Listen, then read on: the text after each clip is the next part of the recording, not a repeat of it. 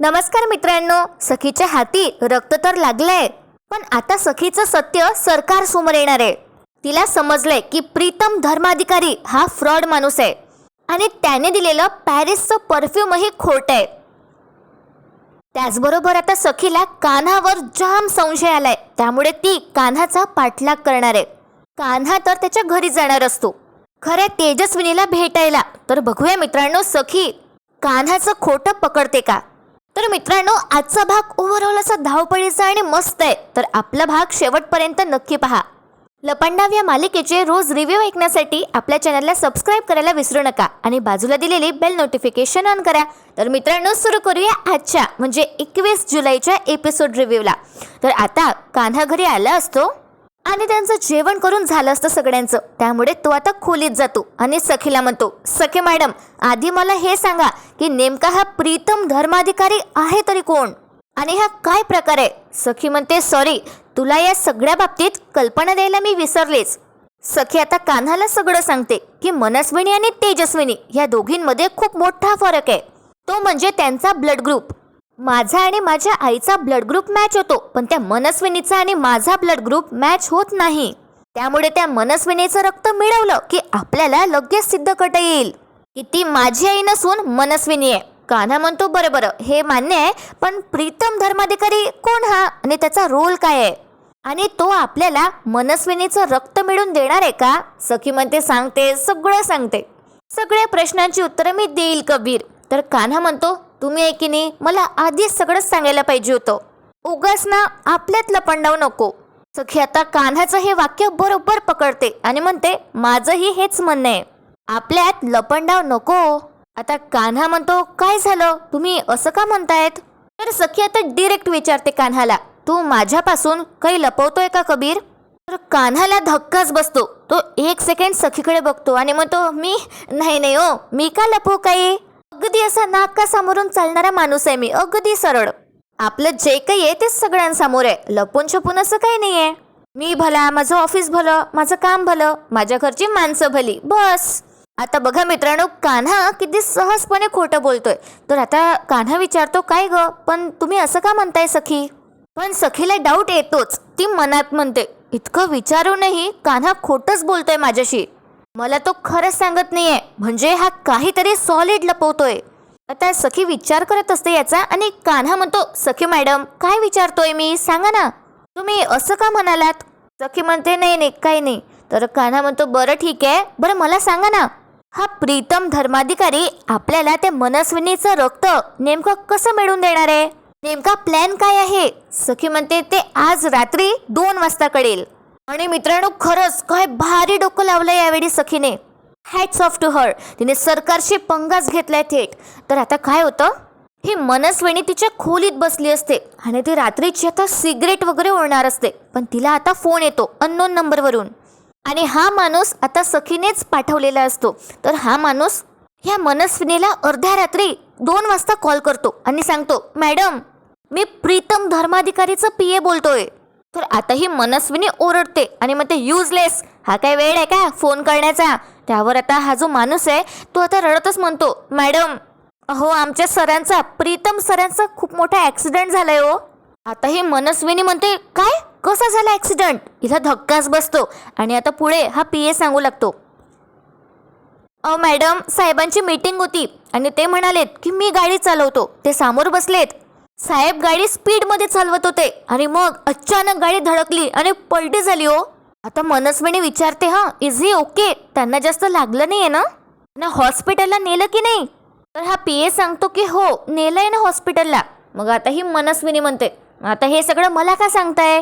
त्यावर आता हा PA म्हणतो, अहो मॅडम, त्यांचं एकीने खूप रक्त गेलंय, त्यांना रक्त हवंय आणि त्यांच्या ब्लड ग्रुपचं रक्तही मिळत नाहीये.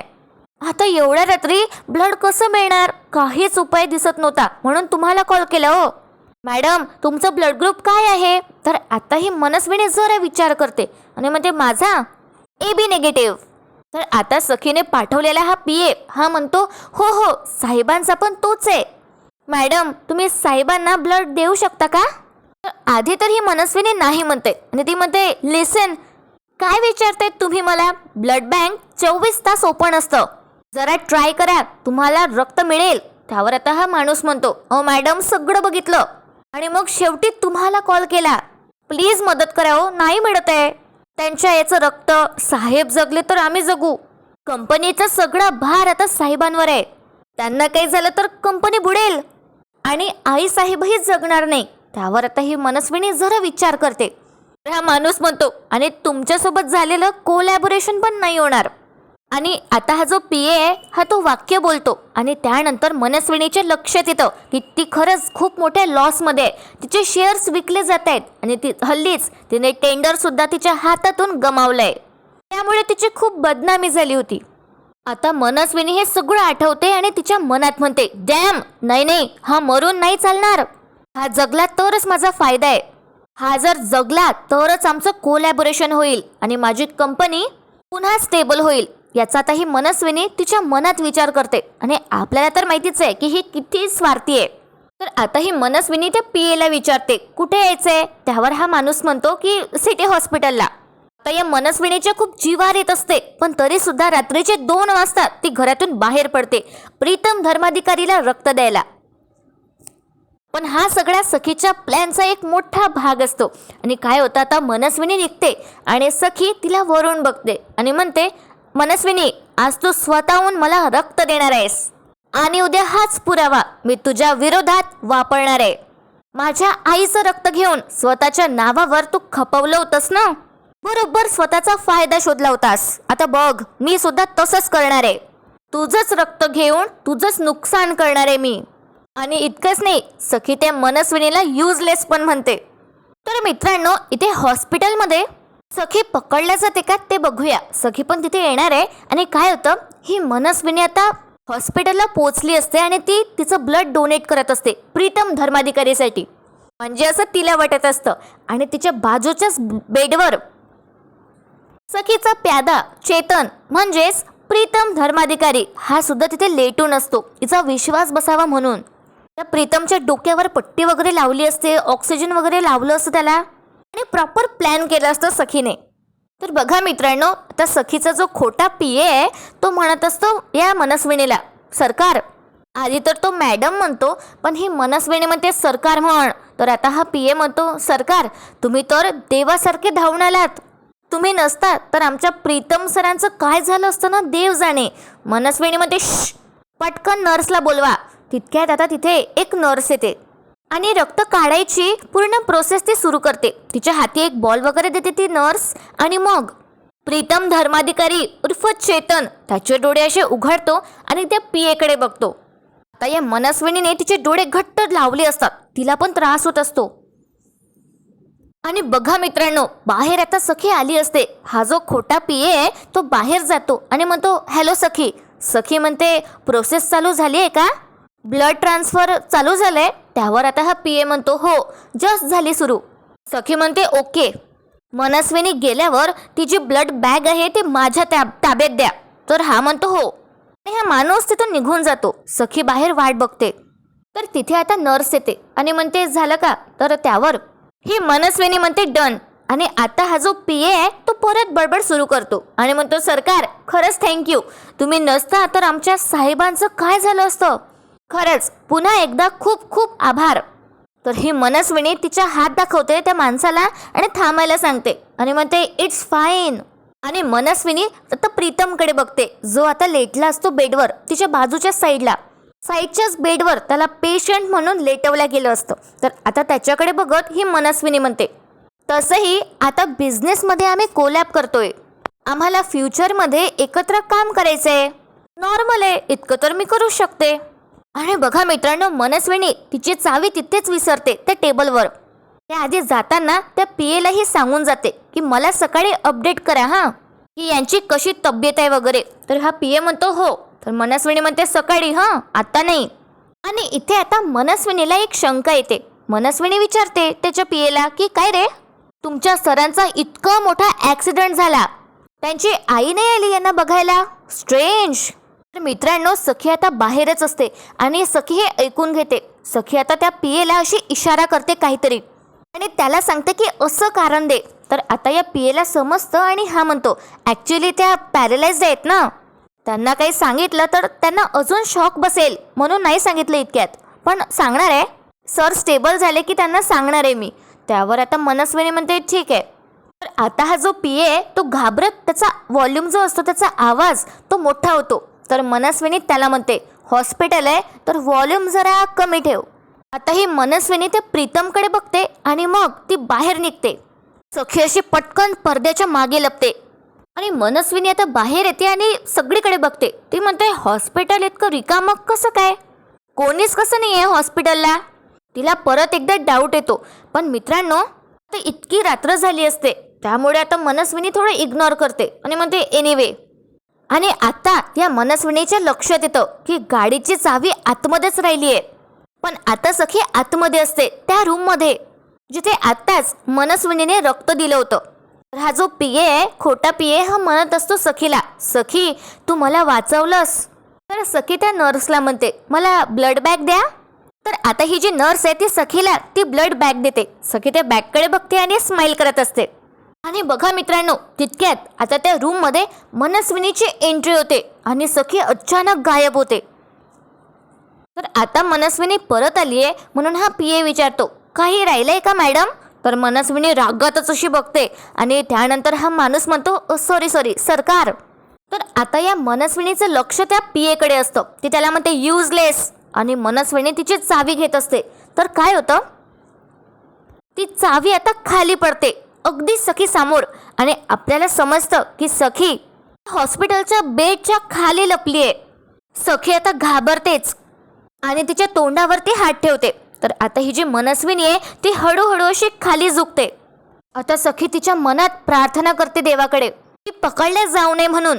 आणि बघा मित्रांनो काय होतं ही जी मनस्विनी आहे ती चावी तर तिच्या हाती घेते पण तिला थोडंसं असा डाऊट येतो. त्यामुळे ती परत आता बघणार असते त्याच बेडच्या खाली ज्या बेडच्या खाली सखी आहे. आणि ऑलमोस्ट ही जी मनस्विनी आहे ती सखीला बघणार तितक्यात तो जो पीए आहे तो सरकार असा आवाज देतो आणि सखी वाचते. मनस्विनी आता त्या पीएकडे बघते. तो म्हणतो पुन्हा एकदा थँक्यू सरकार. तर आता ही मनस्विनी अशी उठते आणि उभी होऊन ती त्या पीएला म्हणते 100 वेळा लिहून काढा. आणि असं म्हणून ती तिथून निघून जाते. आणि मग आता सखीच्या जीवात जीव येतो आणि सखी आता बाहेर येते. तर आता हा जो माणूस आहे तो सखीला म्हणतो सखी तू वेळेवर चावी बघितलीस आणि त्यानंतर लपलीस तर आज काही खरं नव्हतं आपलं. आणि आपल्याला तसंच फ्लॅशबॅक दाखवला जातो की सखीचं लक्ष गेलं होतं चावीवर आणि मग ती पटकन लपली होती.